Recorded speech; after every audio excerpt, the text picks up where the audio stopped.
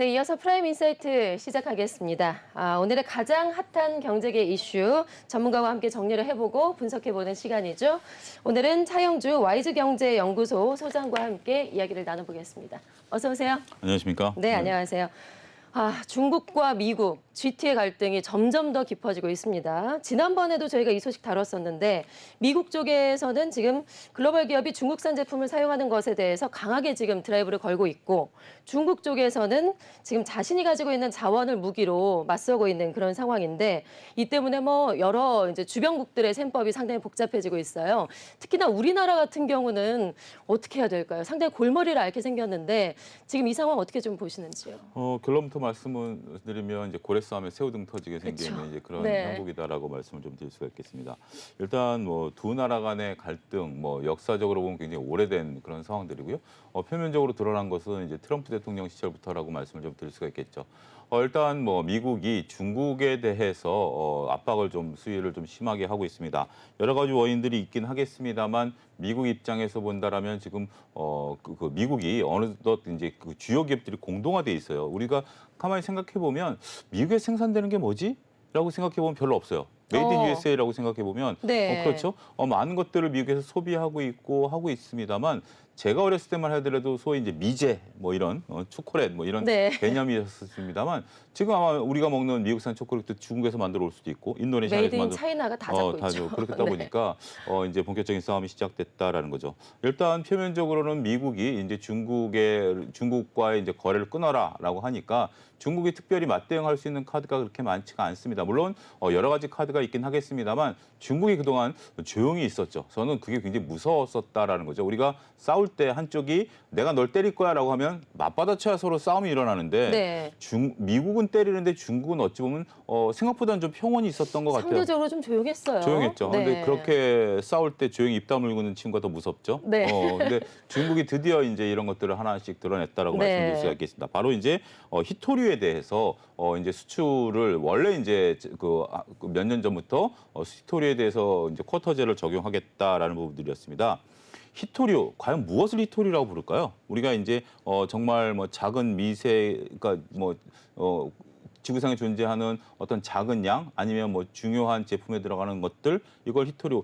히토류의 정확한 어원은 뭐냐면 우리가 이제 구리라든지 철광석이라든지 석유 같은 경우는 우리가 봐도 이것이 철이 되고 이게 석유가 되는 것들은 알아요. 근데 히토류는 자연계 상태에서 광물에 아주 작은 미량이 들어가 있습니다. 그래서 이것을 추출해서 우리한테 필요한 것으로 만들지 않는 이상 아무런 의미가 없는 거예요. 석유는 석유 자체로도 의미가 있다라고 볼 수 있죠. 우리가 네. 석탄이라든지 불을 지피면 불이 붙는 건데 이거는 지금 자연 상태에서는 아무런 의미가 없어요. 추출을 해야 되는 거죠. 제가 이것을 강조드리는 것은 이것을 광물에서 끄집어내서 우리가 쓸 수 있게 만드는 게 중요하죠. 자, 네. 이번에 중국이 하는 게 바로 이겁니다. 히토류에 대한 정제, 가공, 이용 기술에 대한 수출 금지 및 제한 기술 목록에 이것을 포함을 했다라는 거죠. 그러니까 결국 중국이 이런 부분들에 대해서 지금 높은 기술력을 갖고 있어요. 네. 그런데 이 기술 수출도 하지 마라. 더군다나 이제 오늘 언론에 짧게 보도된 건데 우리가 이제 CATL과 미국의 포드가 기술 협력을 바탕으로 이제 미국에다가 이제 2차 전지 공장을 짓겠다라고 나왔는데 그게 이제 기술 유출에 있는 건지 정부 통제로 벗어난 건지 들여다보겠다라고 정부 당국이 중국 정부 당국이 밝혔거든요. 이런 식으로 지금 현재 기술에 대한 부분들을 중국 정부가 상당히 유심 있게 보고 있다라는 거죠. 자, 그런데 이 뉴스에 대한 시점들을 보게 된다라면 오늘 이제 우리 언론에 공개된 뉴스가 2022년 12월 30일 날 의견 수렴한 내용이 이제 드디어 보도가 된 거고요. 따라서 중국과 지금 미국 간의 이제 풍선 이슈라든지 이런 것들이 불거진 상태에서 이런 것들이 불거진 거 아니냐라고 오해하시는 분들도 있는데 이거는 이미 그 이전에 벌어진 부분들이다라고 좀 말씀을 좀 드릴 수가 있겠습니다. 네. 히토류를 우리가 앞서 얘기한 것처럼 제조라든지 배합 이런 것들에 대한 기술인데 자, 중국이 지금 히토류에 대해서 얼마만큼 영향력을 미치느냐라는 부분들인데 히토류 매장량은 생각보다 저는 이 조사 보니까 적어요. 그러니까 37%밖에 안 돼요. 네. 대부분의 히토류가 중국에서 나온다라고 우리는 알고 있었는데 네. 매장량은 37%밖에 안 돼요. 근데 생산량은 60% 정도 됩니다. 이 갭이 뭐냐면 네. 우리가 앞서 얘기한 것들은 미세량이기 때문에 이 히토류를 채취하는 과정에서 어마어마한 환경 파괴가 이루어질 수 있다라는 부분들이죠. 이것을 중국이기 때문에 우리가 이제 흔히 얘기하기서 그런 것들을 무시하고 생산을 하다 보니까 생산량은 적지만 생산량 자체, 그러니까 매장 양 자체는 네. 적지만 생산량은 많다라는 거죠. 그런데 문제는 여기에 있습니다. 이것을 재련, 자재 공급하는 것은 93% 수준이라는 거죠. 네. 그렇기 때문에 한마디로 추출해서 이제 그 기술력을 얘기하는 거죠. 그렇죠. 예. 기술을 갖고 있는 것들이 이렇죠. 여기서 이제 특정 히토류, 저도 문과생이라 이게 뭔지는 모르겠습니다만, 네. 사마륨 코발트라는 히토류가 있다라고 하네요. 근데 이거는 자연계에 존재하는 게 아니고요. 사마륨이라는 거와 코발트를 합금한 겁니다. 근데 이것은 이 기술은 중국이 유일하게 보유하고 있는 거고요. 네. 그다음에 그래서 히토류 중에 가장 비싸다라고 합니다. 또 네오디듐이라는 것이 있는데 이것은 중국에서 85% 생산을 합니다. 근데 네오디듐 이거는 우리가 뭔지 모르겠죠. 근데 이게 어디에 들어가냐면 전기차, 태양광, 풍력, 전자기기, 산업용 모터, 로봇 이런 데 들어가는 거죠. 예. 그러니까 웬만한 것들은 다 들어간다라는 거고 이것의 생산의 85% 중국이 하고 있다라는 놀라운 사실을 예. 우리가 이제 만나고 있다라고 미래 말씀드릴 수 먹거리 있죠. 산업에는 다 쓰이네요, 뭐. 현재로서는 지금 예. 다 이게 없으면 진짜 모든 공장이 예. 올스톱 되는 거죠. 우리가 이제 볼펜을 만들 때 지금 우리가 잘 아는 모나미 볼펜에 네. 보면 볼펜이라는 게 그거잖아요. 잉크를 그러니까 작은 쇠구슬을 굴려서 하는 거잖아요. 네. 그 쇠구슬 만드는 게 엄청난 기술력이거든요. 그것도 기술이래요. 그게 거기서 핵심이죠. 아. 그 쇠구슬이 자연스럽게 막히지 않고 네. 굴러가야 되잖아요. 부드럽게. 그리고 이제 단순하게 우리가 볼 때 압력을 가했을 때 그 구슬이 움직이면 볼펜이 망가지잖아요. 네. 근데 우리가 여태껏 구슬을 했을 때 인위적으로 내가 세게 내려치지 않는 한 볼이 망가진 거 보셨나요? 아니요. 그렇게 생각해 보니까 예. 내 평생 볼 망가진 건 한 번도 못 봤다라는 그러네요. 이게 엄청난 우리가 작지만 엄청난 기술력이죠. 그게 없으면 볼펜이 완성이 안 되는 거죠. 예. 즉 이렇게 히토리가 없으면 모든 물건이 생산이 안 되는 우리가 작지만 굉장히 이제 의미가 있다라고 좀 말씀드릴 수가 있겠죠. 네. 중국 정부가 아직 한 단계 더 시간이 남아 있습니다. 이것에 대해서 앞서 언급드렸다시피 의견을 수렴을 한 거기 때문에 구체적으로 이것을 어떻게 하겠다라는 것에 대해서 이제 발표를 할 예정인데 근데 이게 왜 언론에 공개됐을까요? 발표 이전에. 반응을 보려고요. 그렇죠. 네. 그런 거에 대한 의미 있을 지은 뇌피셜이지만 우리가 때리려면 때리지 네. 때리기 직전에 내가 널 때릴 거야라고 했을 때 시장의 반응을 볼 필요도 있겠죠. 그렇죠. 어떻게 보면 미국과의 물밑 접촉 속에서 하나의 카드를 제시했을 수도 있고 어떻게 보면 지금 이제 그 풍선이라든지 이런 것들을 통해서 미국 정부가 강하게 나온 거에 대해서 중국 정부가 또 다른 카드를 들이밀었을 수도 있다. 예. 하여튼 이 부분은 상상력을 펼쳐가면 펼쳐갈수록 정말 흥미로운 그런 부분들로 갈 수가 있습니다. 예, 물밑에서 뭔가 논의가 이어질 수도 있겠네요. 있다라고 좀 봐야 되겠죠. 예.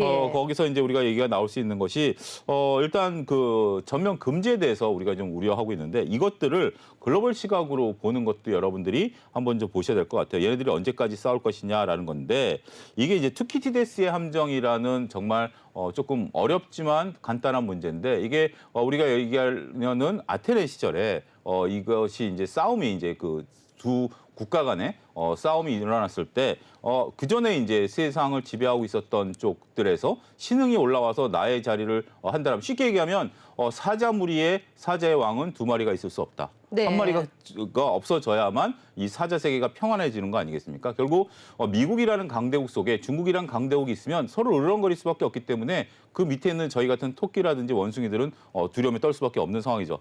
사자 한 마리가 사라져야 되는 상황까지 가야 되는데 그게 투키티데스의 함정이다라는 것으로 요즘 많이 회자되고 있으니까 예. 여러분들도 상식적으로 알아두실 필요가 있고요. 이런 것들이 결과적으로 평온이 찾아올 때까지는 계속해서 이런 일들이 이뤄질 수밖에 없다라고 보여집니다. 그리고 당장 중국이 이것을 이제 조절하면서 이제 하겠죠. 다 예. 금지는 안 하고 조절하겠지만 그 사이에 이제 많은 국가들, 많은 기업들이 대체제 찾기 위해서 노력을 하겠지만 당분간 쉽지는 않을 것 같아요. 어찌됐든 이 상황이 어떻게 전개될지에 대해서는 지금 예단하기 어렵다라고 좀 말씀드릴 수가 있겠고 문제는 이제 이렇죠. 지금 미국 같은 경우도 7월 8일 날 저희가 다루긴 했습니다만 미국에서 인프라 투자하는 것은 이제 미국에서 생산하라고 얘기를 하고 있고 네. 이번에 2차 전지 같은 경우도 50% 이상 중국 원료를 써라라고 이제 구체적으로 얘기가 미국 원료 쓰라라고 나오고 있는 상황이고 또 유럽 같은 경우 지금 현재 유럽판 IRA 법을 지금 만들겠다. 이 부분에 대해서 얘기가 나오고 있고 오늘 나온 또 다른 기사를 보게 된다면 우리가 반도체 그 시스템 반도체 1위가 TSMC고 2위가 삼성전자인데 일본의 급직 직격으로 2위 자리까지 흔들린다라는 또 기사도 나왔어요. 네. 그러니까 이제 우리가 이제 미국이 반도체 칩법을 하고 우리도 이제 국회에 통과하려다 통과하지 못했지만 네, 반도체 K 보조법도 칩법이요. 이런 것들을 만들고 이제 일본도 그거에 따라서 이제 하고 있고 하기 때문에 당분간은 우리가 이제 기존에 살아왔던 산업 질서가 무너지는 현장 속에 있다라고 보여지고요. 이 파장이 어떻게 이루어질지에 대해서는 여러분들이 지속적으로 추적 관찰해야 되지 않을까 말씀드릴 수 있겠습니다. 네, 오늘 그 히토류 관련주들도 좀 움직임이 있었죠. 근데 이제 이렇게 이제 주식시장의 한 가지 이제 메커니즘이 뭐냐면 예. 어떤 이슈가 터지면 어떤 종목이 올라간다라는 이제 도식적으로 생각하시는 분들이 있어요. 미국이 금리를 올리면 성장주가 안 되고 금리를 떨어뜨리면 성장주가 올라간다라는 도식이죠. 이것을 칸칸이 생각해 보면 작년에는 맞았지만 올해는 전 맞지 않는다라고 보여집니다. 더군다나 지금 성장주의 영역으로 불리우는 것들이 과연 성장주냐는 의문도 지금 있는 상태이기 때문에 히토리가 움직이면 뭐 몇몇 종목이 움직인다라는 건데 네.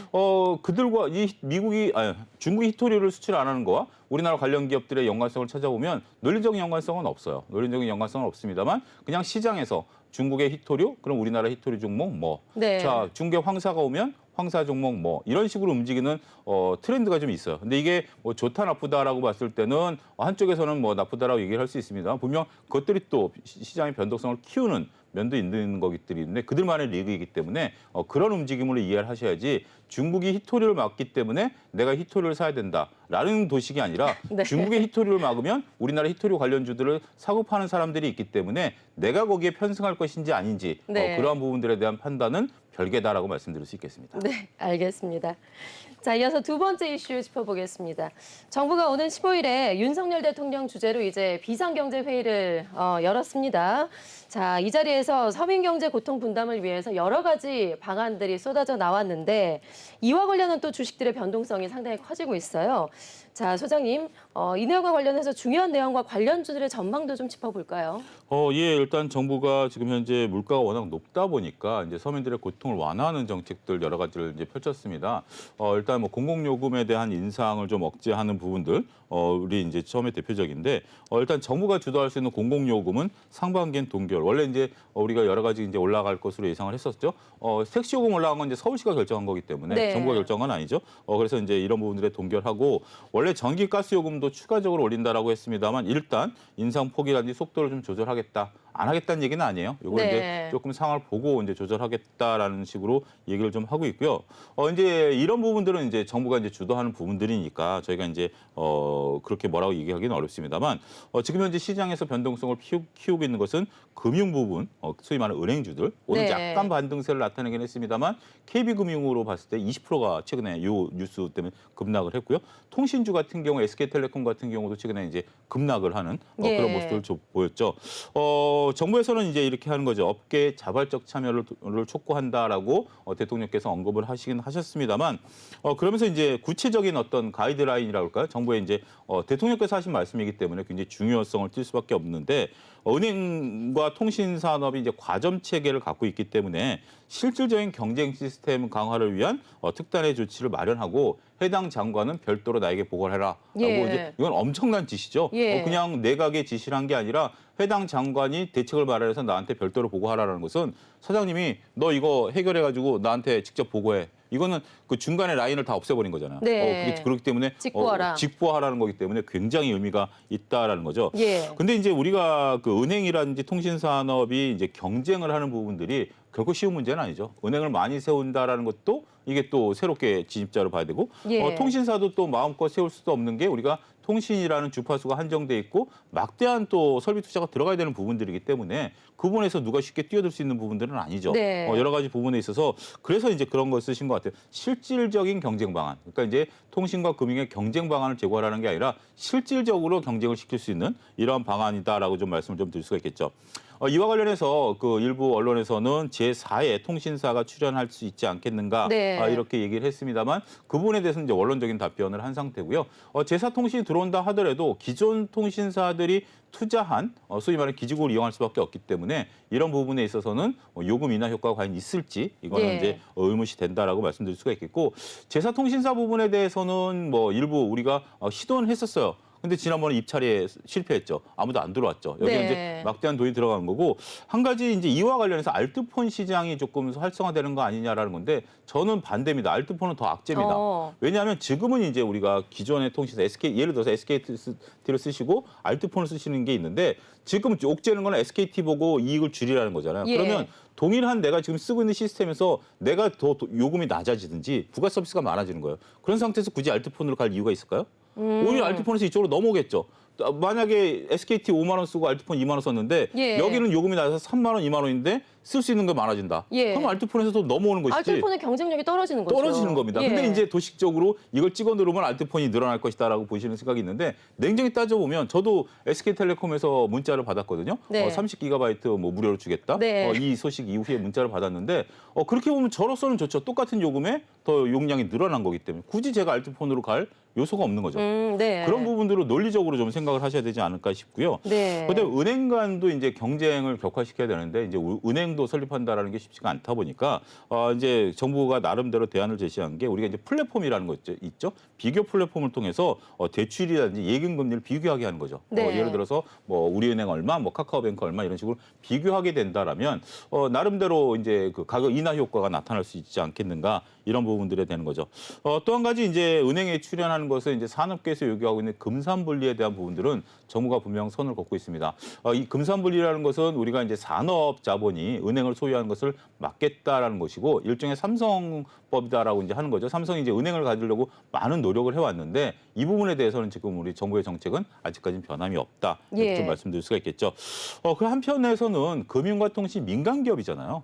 민간 기업인데 이것을 정부가 통제하는 것이 맞느냐라는 어떤 비판론도 있는데 여기에 대해서도 정부도 입장을 밝혔습니다. 지금 결국 통신이라든지 은행 같은 경우 정부가 진입장벽을 통해서 그들의 입지를 만들어 놓은 거기 때문에 어떻게 보호했었던 산업이다라는 거죠. 그러다 보니까 그들의 자생력이 떨어지고 예. 서로 간에 이제 뭐 이익을 자기들만 향유하는 그런 모습들이기 때문에 우리가 너희들을 키워준 거기 때문에 공공재의 성격이 있다. 그래서 대통령께서도 이게 뭐 경제학자나 경영학자 사이에서는 굉장히 큰 논란거리가 되지만 어쨌든 대통령께서는 공공재라고 선을 네. 걷기 때문에 공공재를 계속 강조를 이제 했죠. 이거는 지금 현 정부에서는 그러고 갈 수밖에 없는 거죠. 공공재라는 의미는 바로 그겁니다. 뭐냐면 이게 사기업인데 왜 공공재냐라고 의문을 하시는 분들이 있는데 우리가 은행이 대출을 해주는 여러분들에게 대출해주는 재원은 뭐죠? 불특정 다수들이 은행에 예금을 한 거죠. 네. 불특정 다수들이 은행에 예금한 것을 재원으로 은행이 재량껏 여러분들에게 대출해주고 이자를 받는 거 아니겠습니까? 그래서 불특정 다수가 은행에 예금한 것을 가지고 은행이 한 거기 때문에 공공재다라는 게 한쪽의 논리거든요. 네. 이것을 이제 대통령께서 이제 하신 거고 그 행위 자체는 사기업이지만 이 시스템 자체는 공공성이 있다라고 보는 거죠. 그 부분에 대해서 이제 입장 정리가 됐다라고 말씀을 좀 드릴 수가 있겠습니다. 일단 통신사 같은 경우는 당장 요금이 좀 더 디테일화될 것으로 보여집니다. 저도 얼마 전에 이제 조금 통신 요금이 좀 과하게 나오는 것 같아서 좀 변경하려고 대리점을 갔더니 선택권이 별로 없더라고요. 네. 굉장히 이렇게 밴드가 넓어가지고 굳이 뭐 바꿀 필요는 없는데 그래도 한 단계 좀 낮춰놓은 상태인데 조금 불편할 때가 좀 있어요. 어쩌다가 이제 데이터를 많이 쓰면 조금 불편한데 요게 이제 좀 디테일하게 되면 뭐 될 수 있는 부분들이고 그다음에 은행권 같은 경우 바로 이제 10조 정도의 공익성 강화 대책을 마련을 네. 했습니다. 근데 여기에 대해서 비판이 많습니다. 이거는 뭐냐면 대출을 더 많이 해주겠다라는 거예요. 그러니까 이제 저소득층 좀 어려우신 분들에게 대출을 네. 좀 편하게 해주겠다라는데 대출 그냥 주는 거 아니잖아요. 이자 이자가 받겠다. 있죠. 그러니까 생생은 다 내는데 네. 생생은 다 대출을 좀 편하게 해주겠다라는 건데 그 이자 안 받는 거 아니죠? 사회공헌 프로젝트라고 했는데요. 예, 그러니까 우리가 이제 여러분들의 이제 조금 약간 생각해 보시면 이게 과연 사회공헌인지 예. 아니면 눈 가리고 아웅인지 이런 부분에 대해서도 어쨌든 이렇게 발표는 했지만 지금 현재 금융당국에서도 이제 대통령께서 지시한 사항을 이제 점검하는 거니까 이 부분에 대해서는 이제 어떤 금융정책당국이 판단을 내릴지 이제 먼저 이제 은행 측과 통신 쪽에서 치고 나오는데 이걸 가지고 이제 과거처럼 그냥 스무스하게 넘어갈 것인지 금융당국이 더 옥죄는 것을 넘어갈지 이제 좀 지켜봐야 될 문제다라고 좀 말씀드릴 수가 있겠습니다. 네. 자, 소비자 입장에서는 굉장히 좋습니다. 저도 또 얼마 전에 은행에서도 문자 받았어요.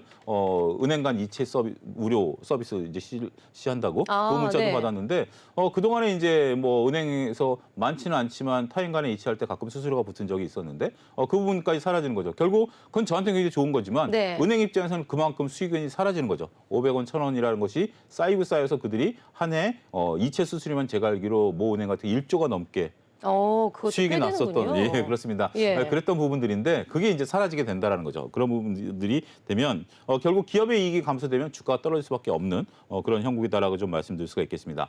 자, 은행주 입장에서 본다라면 최근에 외국인들의 매도세가 좀 강화되고 있습니다. 1월 달 들어서 외국인들이 국내 시장에 들어오면서 삼성전자와 은행주를 사면서 주식시장을 끌어올리는 그런 모습들을 보였었는데 일단 삼성전자는 오늘도 사고 있습니다만 은행주에 대해서는 이제 좀 포지션이 바뀐 거죠. 정부 정책의 강화. 그러니까 워렌 버핏이 한 얘기가 있죠. 정부 정책에 맞서지 말라라는 것들 이런 것들이 있기 때문에 아무래도 정부가 그러니까 우리가 보통 이제 그것을 긍정적인 의미로 해석을 하죠. 정부가 어떤 새로운 신산업에 대해서 모멘텀을 가져갈 때 정부가 정책을 만들고 예산을 편성하면 그 산업이 커져갈 수밖에 없다. 우리가 이제 얼마 전에 얘기했던 우리나라 그 K칩법에 대해서 예. 그것도 이제 그쪽 K칩스법에 대해서 이제 만든 건데 그건 이제 반도체 휴기에 따른 긍정적인 의미이지만 정부가 이렇게 지금 현재 어찌됐던 어떤 이유든지 간에 특히 대통령께서 관심을 보이고 이런 것들 본다라면 이쪽 관련해서의 매매는 당분간 쉽지 않다라고 인정을 하셔야 될 것 같아요. 굳이 여기 들어가가지고 네. 굳이 내가 여기 들어가가지고 내가 뭘 하겠다? 은행 살리겠다고요? 굳이 내가 들어가서 뭐 하겠다? 그런 아주 굳건한 마음이 있으시지 않는 한 이쪽은 네. 조금 잘 보셔야 되지 않을까. 그리고 정부 정책이 이제 대통령께서 언급하신 지 며칠 지나지 않았기 때문에 바로 이제 관련 부서에서 이런 내용들이 디테일하게 돼서 나올 겁니다. 그런 부분들에 따라서 대응 전략을 세우셔야 되지 않을까 싶습니다. 네, 알겠습니다. 자, 마지막으로 세 번째 이슈 짚어보죠. 자, 오는 23일에 한국은행의 금융통화위원회가 열리게 됩니다. 아무래도 관건은 뭐 당연히 금리겠죠. 자, 국내외적으로 셈법이 상당히 갈수록 복잡해지고 있는 그런 상황인데 한국은행이 과연 어떤 결정을 내릴 수 있을지 좀 관심이 상당히 높아지고 있습니다. 일단 최근에 미국의 상황을 좀 지켜보면 경기에 대한 강한 흐름으로 FOMC가 3월 회의에서는 금리 인상을 하겠다라는 쪽으로 지금 이견 없이 좀 좁혀지고 있는 그런 상황인데요. 그렇게 되면 한국은행의 결정에 따라서 미국과 한국의 금리 차가 조금 더 발생할 수도 있을 것이다라는 이야기도 나오고 있습니다. 자, 소장님, 이 부분은 좀 어떤 부분을 중점으로 접근을 해야 될까요? 일단 뭐 23일 날 우리가 이제 다음 주에 한국은행 금통위가 열립니다. 지금 이제 미국의 PPI 이제 소비자 물가 지수라 도매 물가 지수라든지 우리가 CPI 소비자 물가 지수가 생각보다 지금 견조한 흐름들을 좀 보여주고 있죠. 그렇기 때문에 미국에서 이제 금리 인상 기조가 계속해서 이어질 부분에 대해서는 이제 이견이 좀 없다라는 거죠. 우리가 특별히 이제 이 부분에 대해서 이제 미국이 금리를 더 올리냐 마느냐 여러 가지 논쟁거리가 있습니다만 뭐 지금 이제 오늘 나왔던 언론들에서는 뭐 50bp를 올려야 된다라고 얘기하셨던 두 분에 대해서 얘기가 나오지만 두 분은 투표권이 없어요. 없는 투표권이 없는 두 분이 얘기한 것을 국내 언론에서 지금 뭐 얘기를 하고 있는데 미국에서는 네. 생각지도 않는 얘기입니다. 그런 네. 부분들 여러분들이 뭐 결정권 없는 분 얘기를 아무리 이제 갖다가 얘기해봤자 소용 없는 부분인데 어찌됐든 미국은 지금 현재 4.75 상당금리가 그런 부분들인데 두세 번 정도는 금리를 올린다라는 거고 시장도 그 부분을 받아들이고 있었는데 자꾸 저는 이제 그 미국 금리와 관련해서 오해하고 있는 것들이 연준은 지금 계속해서 5%대 중반까지 금리 올리겠다라는 것에 대해서는 얘기했어요. 예. 안 올리겠다는 게 5% 중반대까지인데 자꾸 시장 한쪽에서는 올리지 마라, 안 올릴 거야, 이게 나오면 안 올릴 거야, 피봇이 올 거야라고 얘기를 하다가 또 연준 강하게 얘기하면 역시 연준에 맞서면 안 돼, 막 이런 식의 얘기를 하는데 네. 연준은 가만히 있는데 떡 줄 사람은 생각도 안 나는데 계속해서 제가 떡 안 준다고 삐지는 시장인 것 같아요. 네. 그런 부분들 한번 좀 보셔야 될 것 같고 자 지금 한국의 기준금리는 3.5고요. 미국의 기준금리는 4.75이기 때문에 125bp 지금 격차가 벌어져 있는 상황입니다.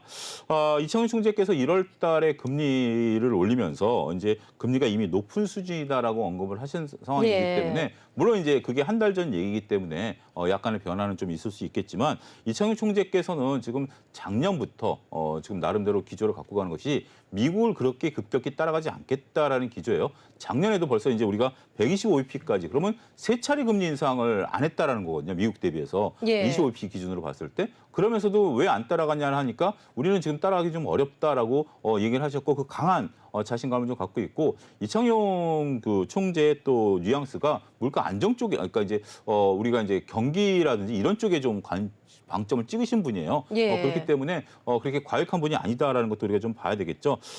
그래서 이번에 이제 결정이 25bp를 올려서 3.75를 만들 것인가에 대해서 이제 관심이 더 커진 거죠. 그 전만 하더라도 3.5 정도에서 머무르지 않겠는가. 그리고 올해 한 차례 정도만 더해서 올 연말까지 3.75를 유지하지 않겠느냐라는 건데 지금 미국 상황이 변하다 보니까 이제 한국은행의 고민이 깊어질 수밖에 없다라고 좀 말씀드릴 수가 있겠죠.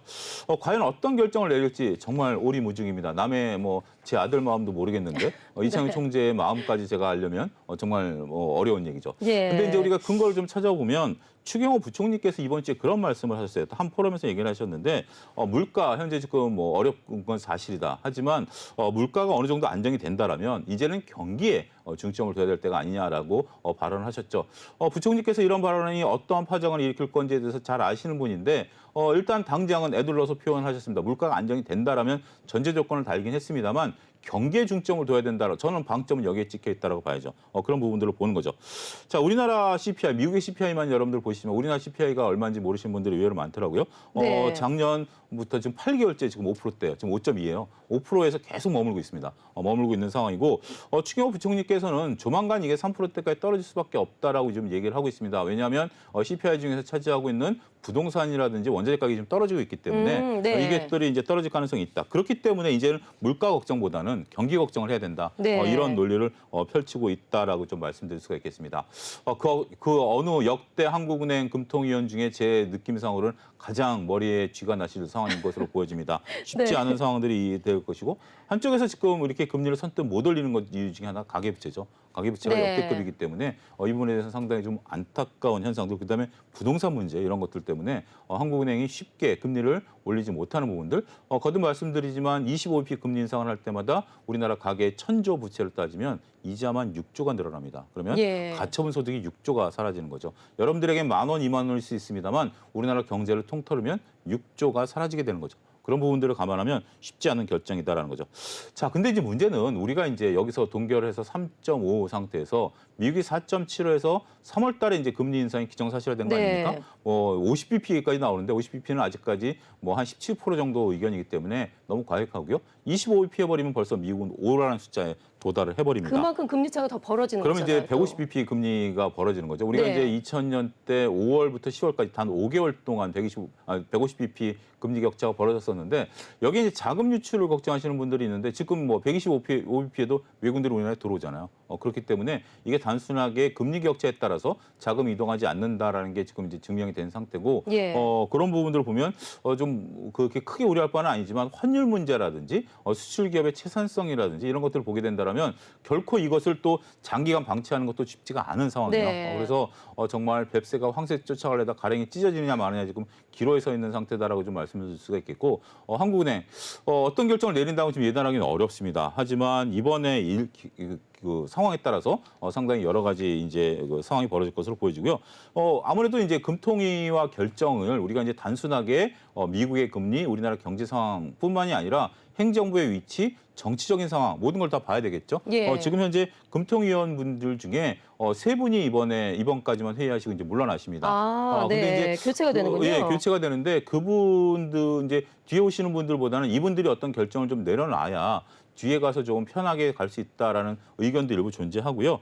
그다음에 이제 정치적인 일정까지 고려한다라면 지금 정도가 가장 좋다. 왜냐하면 뒤로 갈수록 우리가 이제 선거가 다가오게 되면 이제 네. 한국은행이 할 수 있는 어떤 뭐 결정이 좀 아무리 정치적인 영향을 안 받는다 하더라도 이런 부분에 있어서의 조금 영향력이 좀 축소될 수 있기 때문에 가장 자유로운 것은 이번이다라고 또 보는 시각도 일부 있어요. 그렇기 때문에 어떤 결정을 내릴지 상당히 좀 어렵고 문제는 이제 미국에 따라 달라질 수 있는 부분들이기 때문에 저는 이렇게 보셔야 될 것 같아요.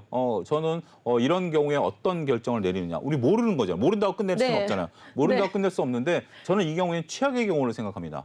최악의 경우. 최악의 경우 예. 25p 올리는 걸로 보고요. 예. 25p를 올리면 그래 이 최악의 경우 내가 예상했던 대로 내가 어떻게 대응할 수 있어. 안 올려? 그럼 더 좋네. 이게 네. 낫지. 우리가 뭐 안 올릴 거야라고 했다가 올리는 것보다는 이럴 충격을 경우에는 좀 덜 받게. 그렇죠. 이미 그러니까 가능성을 이제 염두에 두는 건 내 머릿속으로 예. 3.75가 된다라면 우리나라 주식시장은 출렁거릴 것이고 우리나라 자산시장은 출렁거릴 거야. 안 되면 더 좋은 거고 되면 그러면 나는 출렁거리면 어떻게 해야 되지? 주식을 팔 것인가? 아니면 사는 것을 23일 뒤로 미룰 것인가? 이런 결정을 내릴 수 있다라고 봐요. 네. 그렇기 때문에 지금 여러분들 제가 여러 가지 상황을 설명을 드렸는데 확률은 5대 5입니다. 하지만 네. 25bp 금리 인상을 일단은 나름대로 여러분들이 이러한 상황 논리를 염두에 두셔야 되지 않을까 싶습니다. 네. 이래저래 상당히 복잡한 상황입니다. 다음 주 23일 열리게 되죠. 한국은행의 금융통화위원회 눈여겨보도록 하겠습니다. 자, 지금까지 YG경제연구소 차영주 소장과 함께했습니다. 고맙습니다. 감사합니다.